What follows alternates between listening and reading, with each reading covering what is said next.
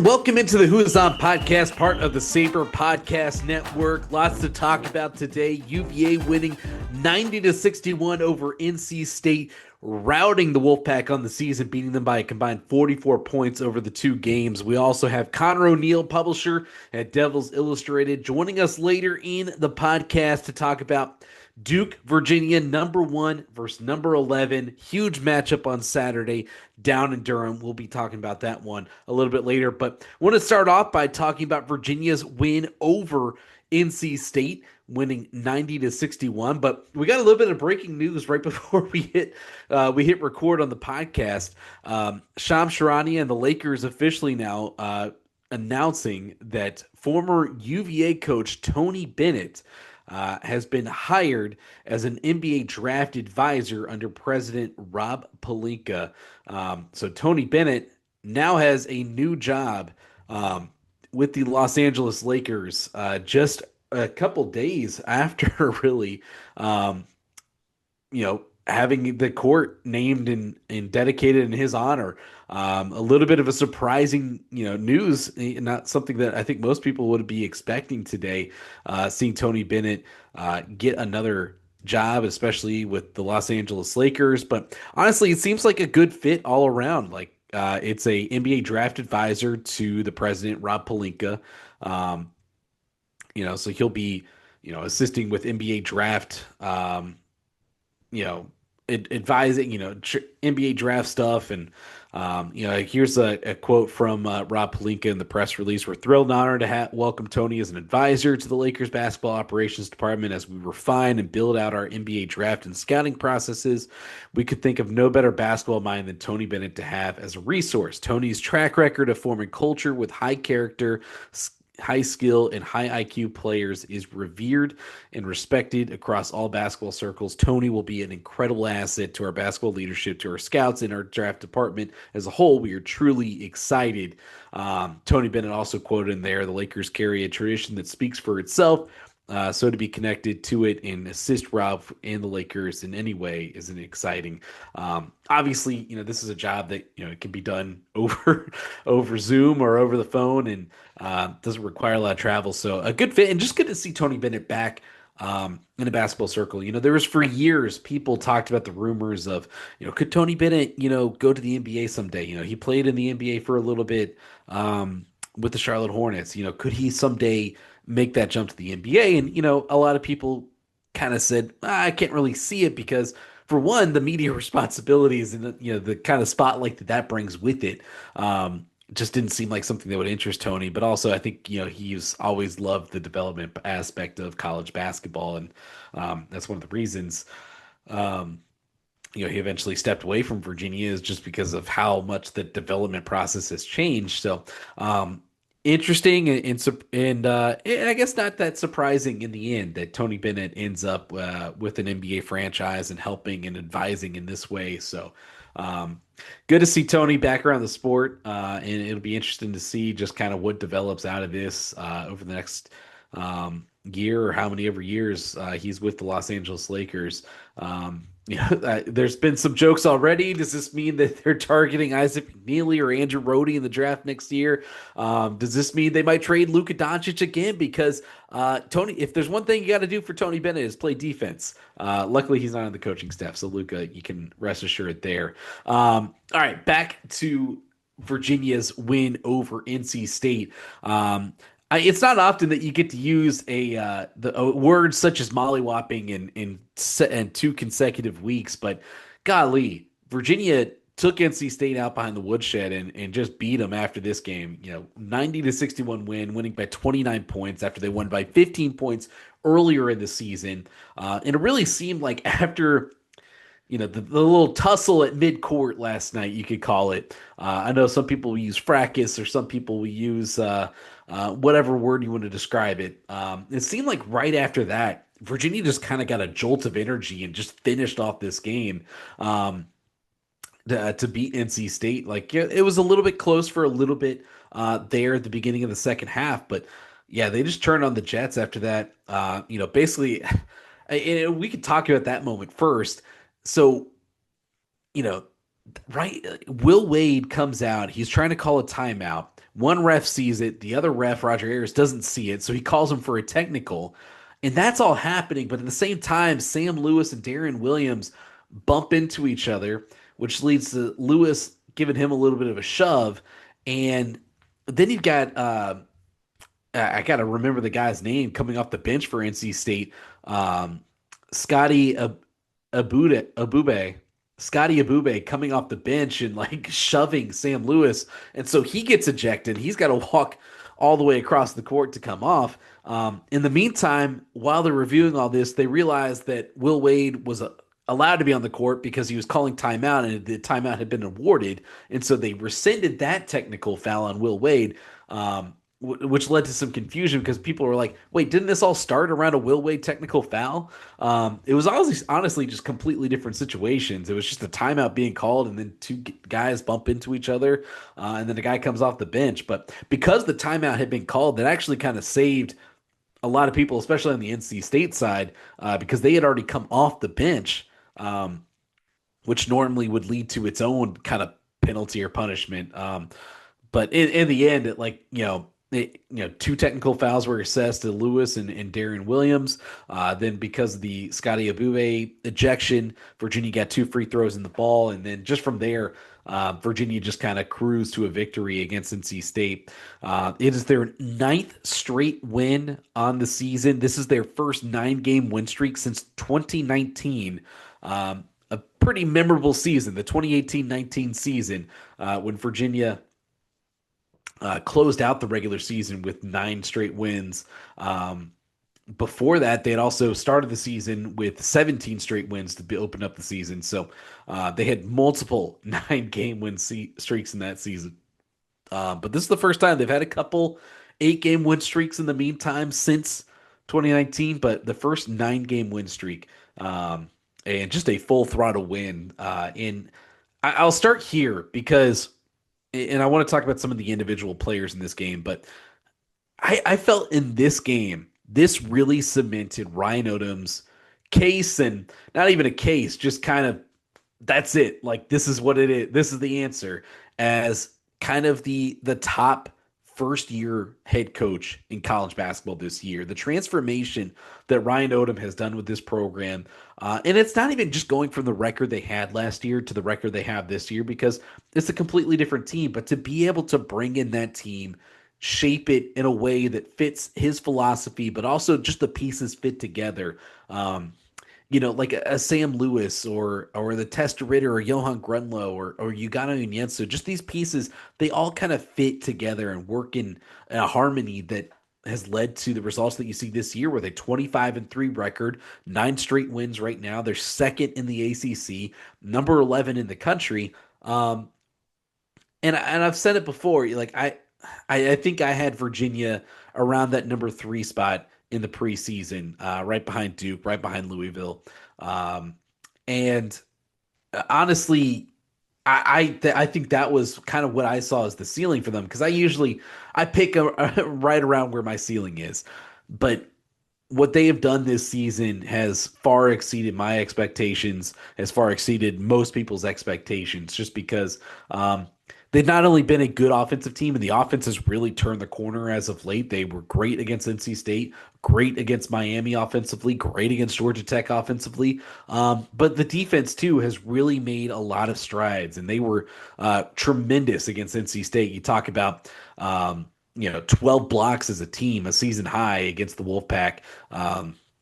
It's really been impressive to see. And, I saw one graphic shared, and where people were talking about, well, who's going to have the best first year as a coach? Is it going to be Will Wade at NC State, Sean Miller at Texas, or Jay Lucas at Miami, or Richard Pitino at Xavier, and all these other coaches that got hired?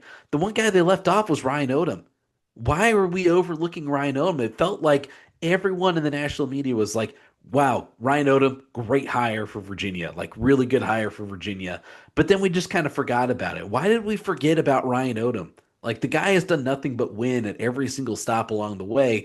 So why are we surprised that, yeah, he was able to get a team of entirely new players to come together because of, they had a good scouting. They had a good idea of the puzzle pieces they needed to make this team work. And he's just a good coach at the end of the day. So I don't know why it was overlooked. And, now every single national media member and a lot of people are saying Virginia under the radar team or Virginia not being talked about enough. Well, now everyone's talking about them. All right. We can drop the under the radar. They're on the radar. They are firmly on the radar as we go into March. This Virginia team, and especially as we get into later on in the podcast, this matchup against Duke at the end on the weekend. It's probably the biggest matchup of the year in the ACC. Duke and Virginia coming up.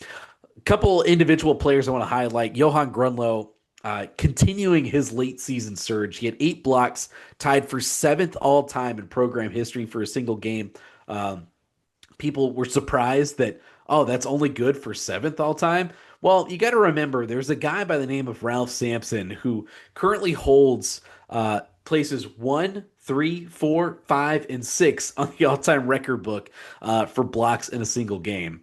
The only other guy to crack that top 6 that's not Ralph Sampson was Jay Huff in a very memorable Duke game back at JPJ a few years back. But yeah, Grünloh, what he has been able to do just in his positional sense as a defender, what he's been able to do just being aggressive and for the longest times, he was kind of the positional guy, and Onyenso was the guy that swatted shots.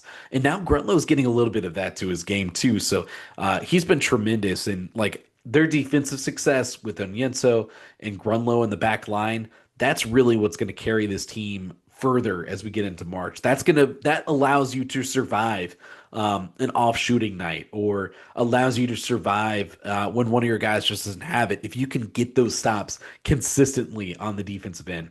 Other guy, Jakari White. I said he's back last week. I don't know if there's anything more than he's back. He's fully back, 15 points off the bench, hit a couple more threes in this game. Jakari White continues just to make that spark off the bench for Virginia just when they need it most. 4 threes in this game, 15 points overall. Has been just tremendous, and grab 4 rebounds as well. He's been great on the glass.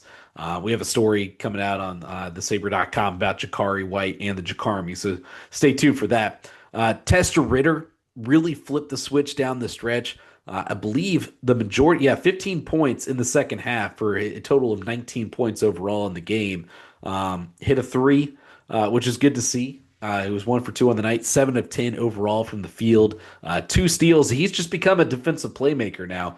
He had the dunk to kind of finish off that Evan Miyakawa kill shot late in the game, and that was kind of the end of the game. Right there. So he's been great. And then I just want to talk about Sam Lewis one more time, because the guy has just been so smooth all season long and doesn't get talked about as much as other guys, but the guy consistently just contributes high-level basketball. 16 points, 7 of 11, 2 of 4 shooting. He hit 2 threes right off the bat against NC State, and we're like, oh boy, is it going to be one of those Sam Lewis games like he had earlier this year in Raleigh? But really good game for him overall. I believe, he was their leader with a plus 27 in the box plus minus. So really strong game for him. And I thought overall, just that might have been one of the more, start to finish, just beatdowns that Virginia's had this season, and against a team that I don't know what it's been against Virginia. They can't. It's just not a good matchup for them. But Will Wade's team just hasn't been able to play against this Virginia team this year. But still a good team outside of when they're playing the Cavaliers. So we'll see what they kind of turn into. But I'm going to toss it now. We're going to get ready for our Duke preview here with Conor O'Neill, publisher at Devils Illustrated, as we get into one of the matchups of the season in the ACC.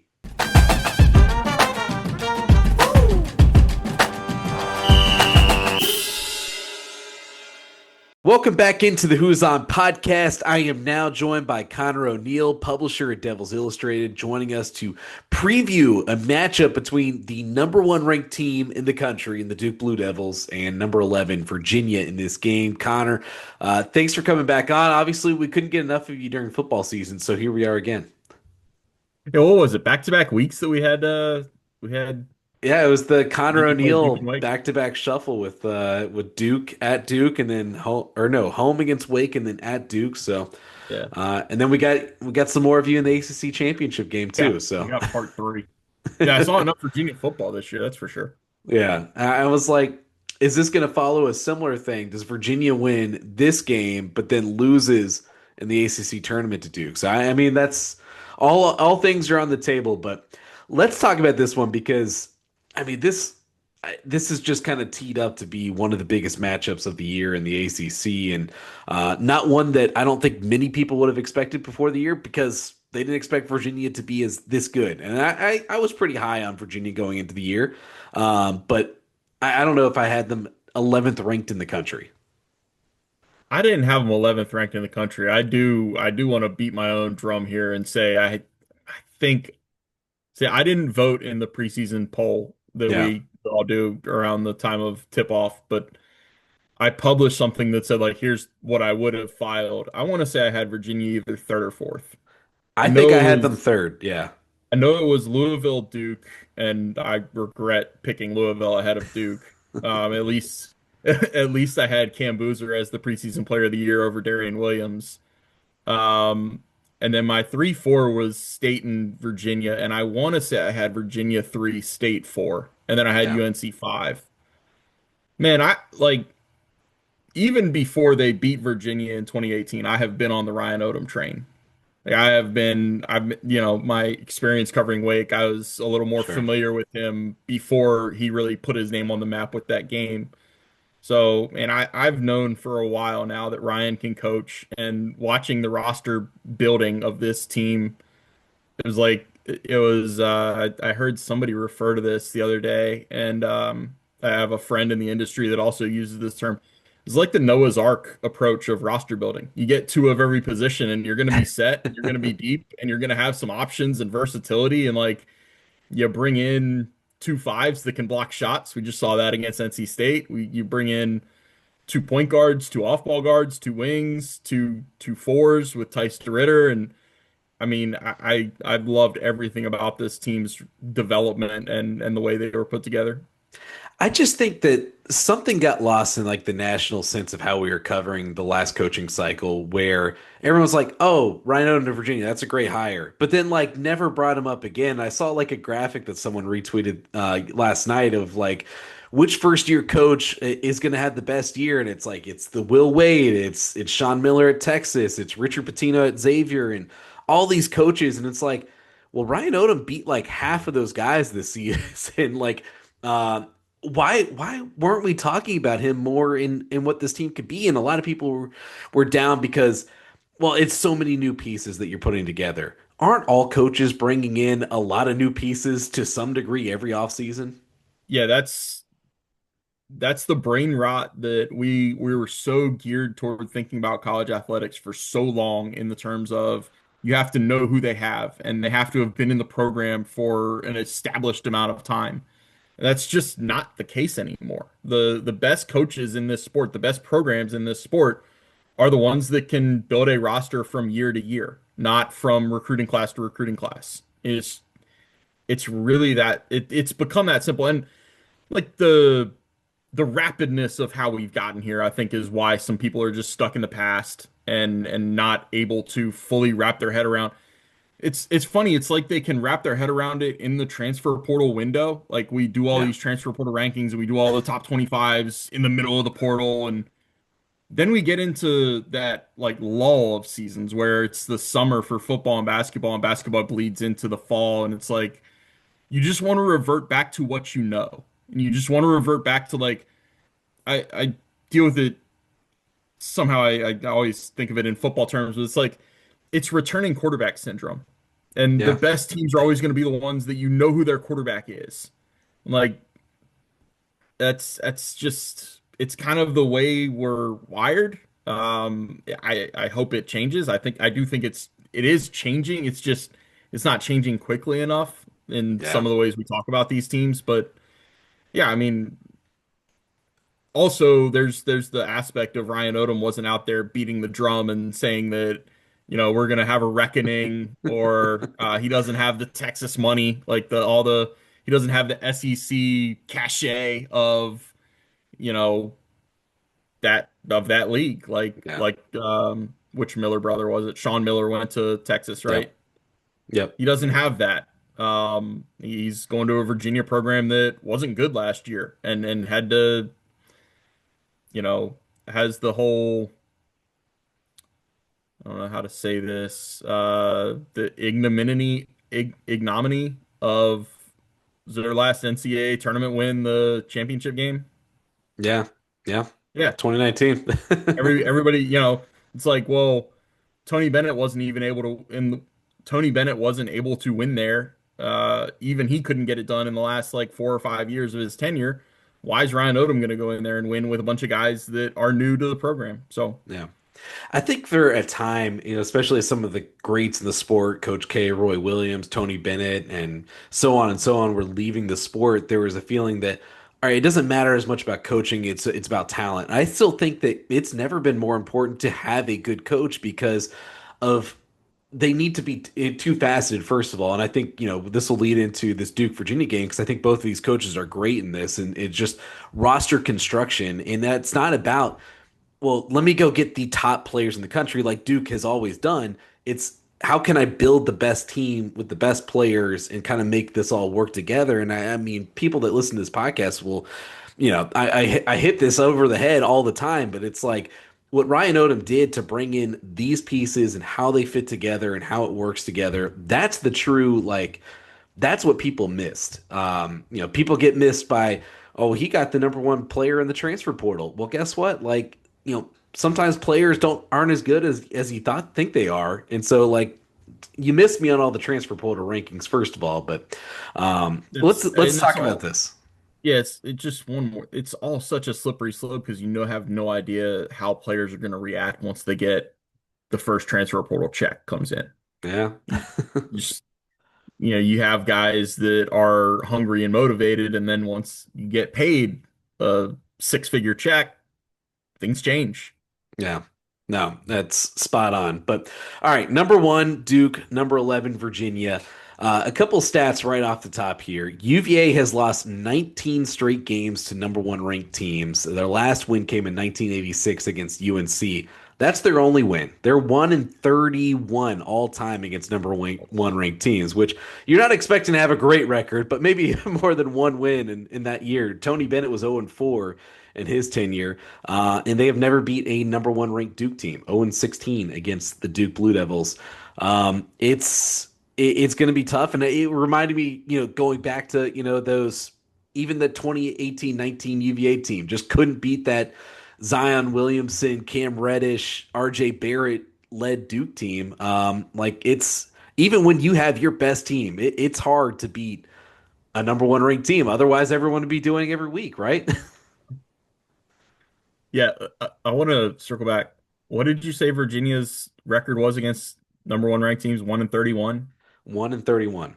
and they're 0 and 16 against Duke. So half of the games they've played against number one have been against Duke. Exactly. Yeah. I think the Yeah, other half have been UNC too. it's nuts, especially when you consider Virginia's been number one. Like Yeah. they're not a little also ran program. Like they have the most recent national championship of anybody in the ACC. Um, no, it's interesting. It is it's I don't want to say it's funny. It's probably not ironic. It's just a little. If you look at where Duke has been in the different points of the season, like even going back like since April, whatever it was, 6th or 7th that they lost to Houston last year. If you would have said this Duke team would have been number one in the country, I think you would have had some surprised Duke fans even. They lost 5 starters to the NBA draft. It's not like they lost 5 guys that eligibility ran out with. Like they lost 3 top 10 picks that were one and dones. Um, but this Duke team has done things differently to get to number one. Um, John has been more flexible, I think, than he's been in his first 3 years as a coach, and he's had to be because this team is a little different. Like they're more of a power basketball team, and I think that's where the biggest matchup of this is on Saturdays.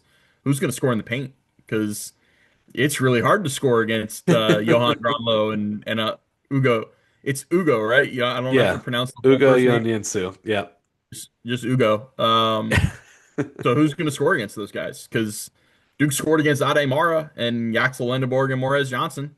But it's one thing to do it uh, against that team. It's another. It's a completely different team. That's what makes college basketball fun. Yeah, what's interesting about this matchup between these two teams is they are both good on both ends. Like Virginia, especially lately, has gotten their offense back. And I think the thing about this Duke team that has kind of shifted is they have become such a good defensive team in the last couple years. Obviously, last year, you had Cooper Flag and everything, but this year they are the number one ranked scoring defense in the ACC, and they're top whatever in the country. Why have they been so good on the defensive end of the floor? So it's funny. It's completely unrelated to why they were good defensively, especially last year in John's first year. And the metrics would tell you they were good in that in between year, the 23-24 season when they went to the Elite Eight. They were really inconsistent on the defensive end of the court Yeah. that season. But when they had Derek Lively at center, when they had Common Malawach at center, they switched 1 through 5. And they were able to put these 7 foot shot blocking centers on guards on the perimeter and survive. And that's such a luxury in basketball. It's such a luxury at every level of basketball. If your five can switch out onto a guard and not give up an uncontested three or get blown by on a drive. This Duke team switches so much less 1 through 5. It was actually a story, and I asked about it recently with John. Like they actually switched 1 through 5 a lot against who did they play? God, I'm blanking on what their schedule's been because of the Michigan game. Um, they switched 1 through 5 a ton against Michigan. Um, they had Pat Gongba out there on a guard. I think it was LJ Kaysen and he forced a turnover. They've just done a lot less of that. And it's Hmm. been more of they're going to wall up on the inside. They're going to survive your drives into the paint and your post touches because they have a 6'11", 250-pounder in Pat Gongba who's going to wall up and get hands on the ball. They have Cam Boozer is also going to wall up and has legs that look like tree trunks and is going to be really good defensively on the interior. And then Malik Brown is going to get his hands on everything. Um, the constant between last year's team and this year's team defensively is the positional length. Like the shortest player they're going to put on the court is Caden Boozer, and he's 6'4". Yeah. They're going to put probably Dame Sarr, who's 6'8", 190 pounds, on the primary ball handler, whether that's Malik Thomas or Chance Mallory, whoever's bringing it up for Virginia. They're going to have this 6'8" string bean with a 7 foot wingspan. Like his role has really evolved throughout the season. His basically his offensive role is just stand in the corner and make an occasional corner three, but and maybe get on a fast break or two. But his role on defense is kind of the head of the snake, as John likes to call it. Um, Everybody knows of Isaiah Evans because he can shoot the ball. He's become a really good defensive player. It's not just a novelty story of, oh, he's a electric scorer and look at him trying on defense. He actually can play decent defense on the ball and lock somebody up on the wing or an off-ball guard. Just it kind of goes down the line of they fight over ball screens a lot more often than they would have in the last couple years. They want to they also they're more physical than they were last year. And last year it was a big talking point that they were more physical than the year before, but that was because the year before they were not physical. Like Yeah. they got pushed around by DJ Burns twice in both tournaments and lost games to him. So this team is even ratcheted up a notch, and they're more physical than they were last year, and that's they kind of grind on you, like they wear you down, and it's tough. We saw it. That even goes back to the first game of the season, like against Texas and that weird Sean Miller team that's awkwardly constructed. They were down at halftime to those guys. That's not a very good Texas team, No. but they just kind of wore them down, and it wound up being a 15-point win. And that has been a theme throughout the season of Duke's physicality wearing people down, and they do that more so on the defensive end. I was really surprised. So I started looking into just some statistics and stuff as we're getting closer to award season and looking like who are the guys for defensive player of the year. Cam Boozer is like all over like defensive win shares and defensive ratings and everything. And I was expecting to find like Malik Brown up there, which he is up there. And I mean, Malik Brown is just like such a difference maker on the defensive end of the floor. Like I covered that guy when he was a freshman in high school, all the way through his high school career. So I've known Malik for a long time, and like I'm not surprised with what he's able to do. I was looking at like the numbers for Ugano and Yenso and Johann Grünloh, who's really turned it on lately. He had 8 blocks against NC State. He had 5 blocks against Miami.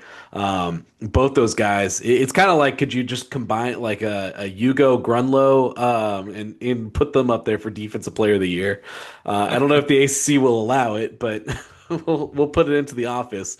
Yeah, let's talk about Boozer though, because obviously he is such a big part for this team.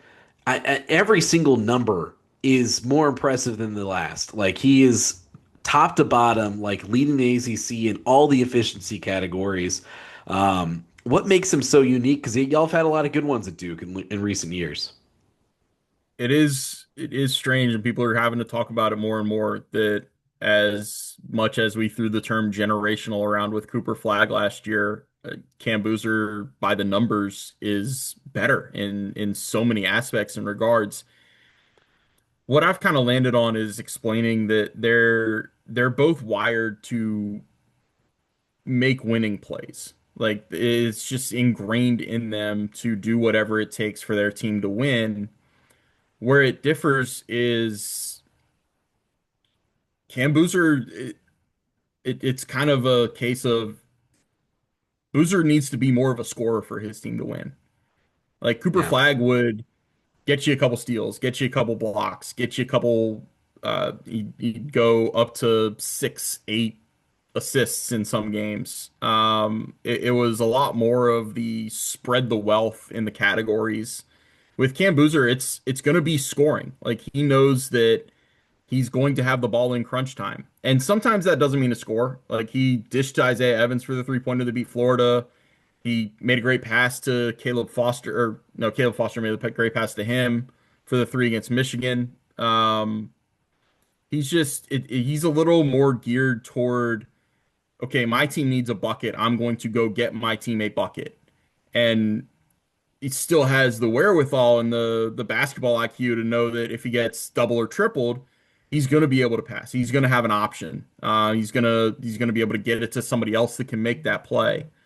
Um, it's the other thing that I've kind of started to take more notice of. When he gets his hands on the ball, you don't have much of a concern about him losing the ball. Hmm. Like his hands, his grip strength. I don't know if that's actually a thing we can measure for a college basketball player, but it just feels like once he gets his hands on the ball, it's not going anywhere else until he wants it to go somewhere else. And that's something that like we still, we're 10 months later. We're still comparing to last year's team, but last year's team felt like they had 3 or 4 guys like that. Like Sion James was not losing the ball once he got his hands on it. Con Knipple was the same way, and that's why those guys are playing winning basketball in the NBA right now. But Boozers is one of the guys. Malik Brown is another one that once they get their hands on the ball, you feel like, okay, it's theirs. Like the possession is over, whether it's an offensive or defensive, or whatever it is, turnover in the open court, whatever. Just really strong with the ball. Let's look at the matchups in this. specific game now. We didn't mention Notre Duke routed Notre Dame last night. I think it was like a 44 point or like 40 something points. 44 Um, points. It was over at halftime. yeah, Virginia had beaten NC State in their two matchups by 44 points, so that number was fresh in my head. So I guess it was just a night of 44. I'll keep referencing that number, but the Cam Boozer Testa Ritter matchup is kind of where I like this is going to define the game because this is mano a mano, one team's best player versus the other team's best player. Testa Ritter plays well below 30 minutes a game. I can't see him like I just can't see not wanting him on the floor when Cam Boozer's on the floor. So I feel like those matchups, those minutes are going to be matched up pretty well together. I don't think Devin Tillis, who's the backup four, comes in and plays a lot, is a great matchup against Boozer. So you probably want to avoid that as much as possible. Maybe some of the bigs could hang, but I think for the most part, you're going to want to see Testa Ritter versus Cam Boozer and hoping both guys can stay out of foul trouble.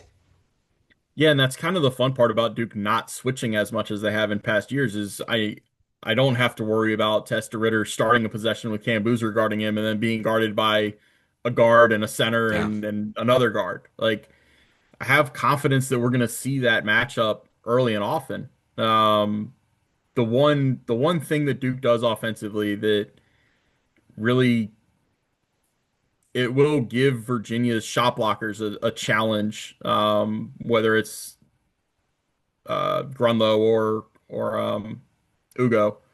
They'll run the offense with kind of a point center, and they'll put Malik Brown or Pat Gongba at the top of the key, and they'll initiate from there, and it pulls shot blockers away, which then allows Cam Boozer to have a little more freedom to operate on the inside. And I don't know how much of a shot blocker Testa Ritter is. I don't know how good of an interior defender he is, but Cam Boozer will get those elbows out, and as long as he's not picking up cheap offensive fouls, he's been really good at scoring on the interior. I mean, he's what top 10 in the country in scoring, so you know he's going to score down there when he gets a chance, and then if you're worried about that, he'll pop up and hit a three. Yeah.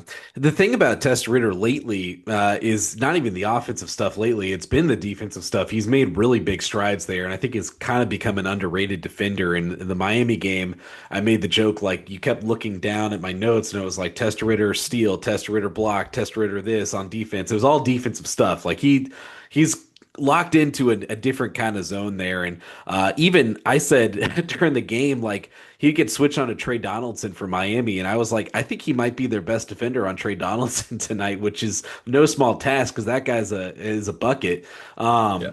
So I think he's improved defensively. This is obviously the biggest test he's had all season. I was interested to see, all right, how does he do against Darian Williams? I'm not sure if Darian Williams was aware that he was playing in the basketball game at times. It's just kind of that's how things have gone this year. So I'm really He affects interested to. winning. I have heard this. I have heard.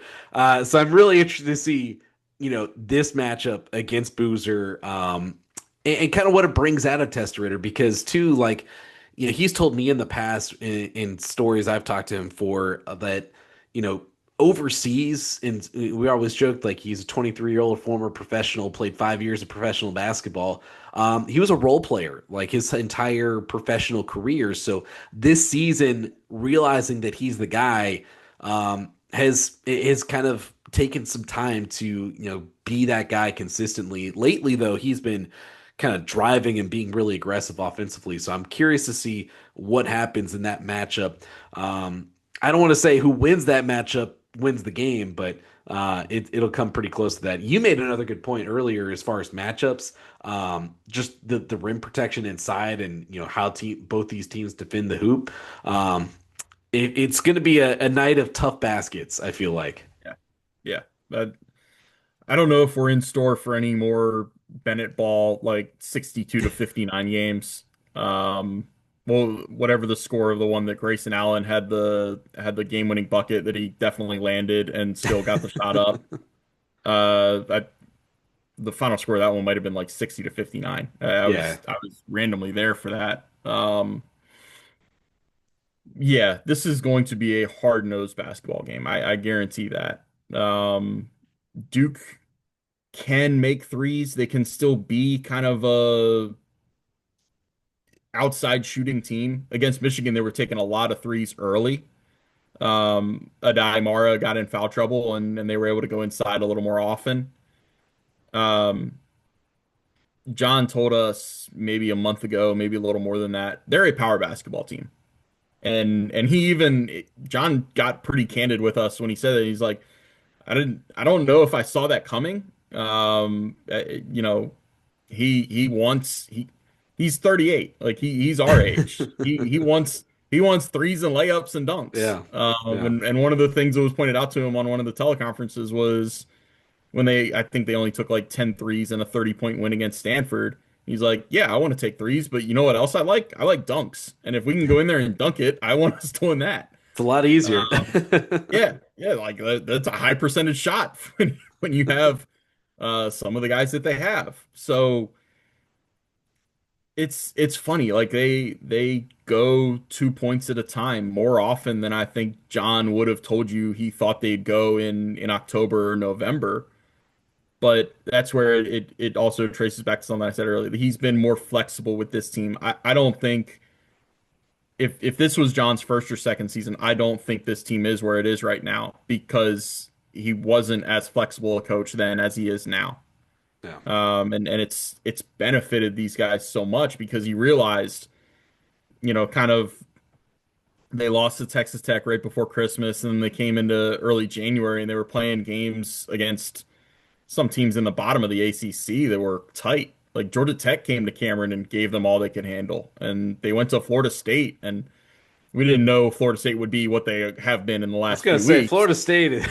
That's a team right there right now. It looks better now, but like at the time it was like, oh my God, Duke went to Florida State and only won by 6, and like I Yeah. think maybe trailed for most of the game. Like it was just a disgusting game. Yeah. Um, but they shifted right around the time that they went out west and then had a 2-game sweep. Uh, they've become a lot more of okay, we're fine going just scoring 2 points. Like we're fine fighting for a layup or a dunk or some really high percentage shot from the paint or a kick out. That's kind of the way they roll. Yeah. I think that the thing that I worry about with this, and as good as Hugo Anienso and Johann Grünloh have been as rim protection this season, I mean, UVA is the only team in the country that has two guys that are averaging over 2 blocks a game right now, and Anienso blocks has the highest block percentage in the country. The one thing that I worry about though is, coaches in the past have talked about like we want to try to get in them, like get into their bodies, and you need a physical guy to do that. And like they've held up in some really tough physical matchups this year. Um, but I don't think they faced a team as big as Pat Ngangba and Cam Boozer down in the post. So that's the one area that I'm like, that's going to be a real test for these guys as shot blockers. I think that they can hold up. But that's definitely going to be an area that they're going to get tested probably more than any other point this season. You mentioned earlier, like Cam Boozer has had to be the scorer for this team. Isaiah Evans, great player. Is there like has there been signs that all right, if Boozer's kind of getting held up, like other guys can kind of take over in stretches? Yeah, and it's kind of it's been a funny discussion topic for some of us. One of the national media talking points seems to be, well, Duke has to get a great game from Cam Boozer to have a chance to win any of these big games. It's like, okay, well, he's had a lot of great games. He hasn't had many clunkers. Yeah. Like his season low for points is 14. And I haven't done the math on it in a little bit, but at one point, like of his 10 games that he scored at least 25 points, 9 of the 10 he shot above 50%.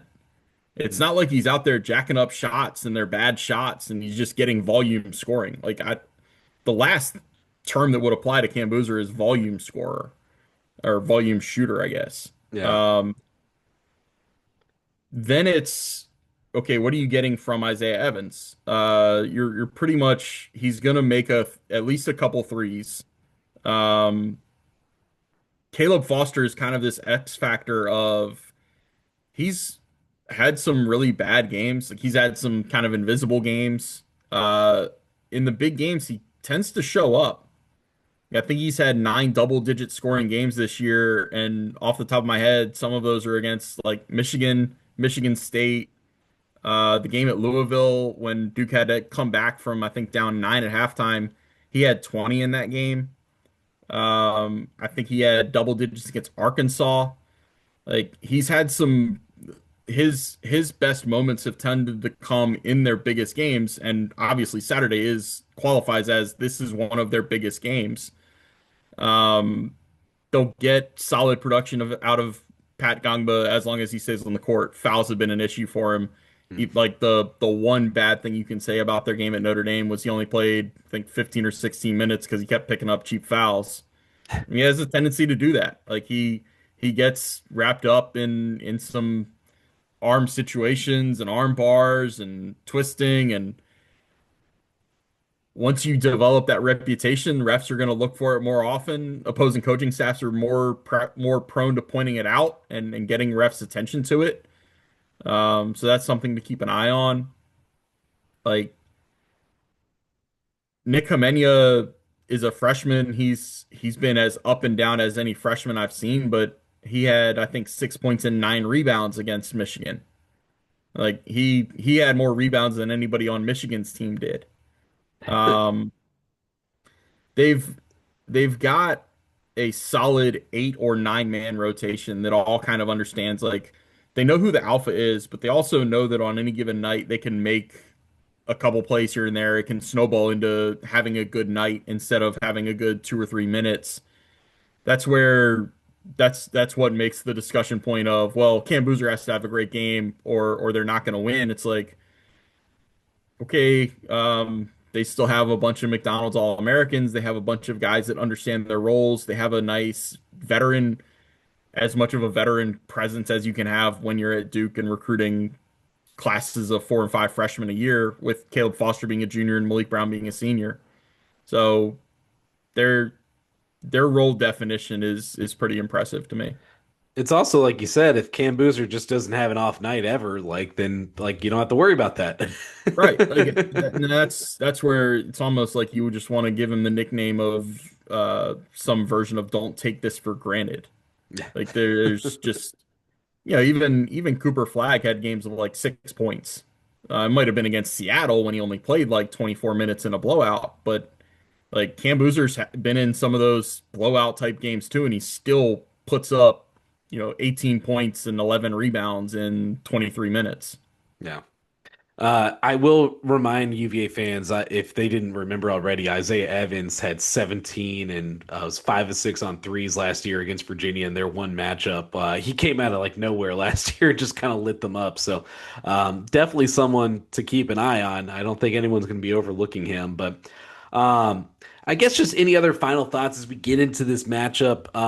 We kind of went through a lot of the keys for both teams in this one, but. I mean, basically, to talk about what's on the line for, Duke can pretty much just kind of take a stranglehold on the ACC title with the win in this week, because that would bump UVA down to 3 losses and they would only have one. And then, like, I think it's pretty much over at that point. Maybe not statistically or whatever, but, Yeah. and then Virginia could jump up to first, obviously. And so, a lot on the line, and it's a big matchup. And, it's nice to have I mean, we've had a lot of good Virginia Duke like matchups and like especially going into games over the years. It's good to have another one of these. Yeah, I'm thrilled that Virginia basketball is back. I love the jokes about how different they are in being back. Like they actually score points now. They score a Yeah. lot of points, and a game or two they've been allergic to on the defensive end of the court. Um, I watched it, and I'm still having trouble wrapping my head around Notre Dame scoring 97 points against them Oh my gosh. based on what I just watched.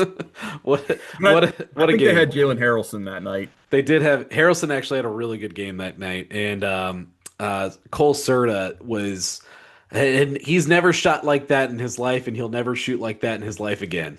Of course, that checks out.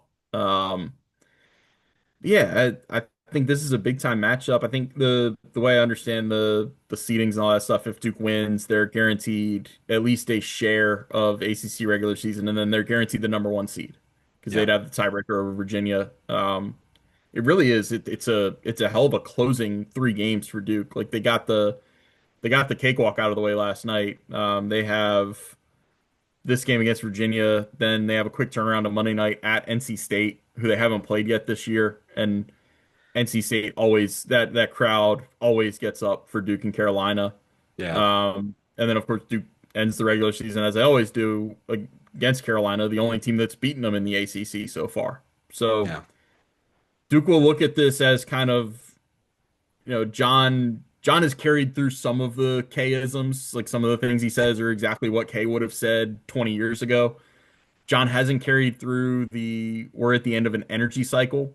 Like K would have called the game last night against Notre Dame the end of one energy cycle, and then they have to find a way to get back up for another energy cycle, this closing like 7 day or 8 day stretch with 3 games against really good teams, like NCAA tournament lock teams. But that's what it is. Duke has to end the regular season on a high note here.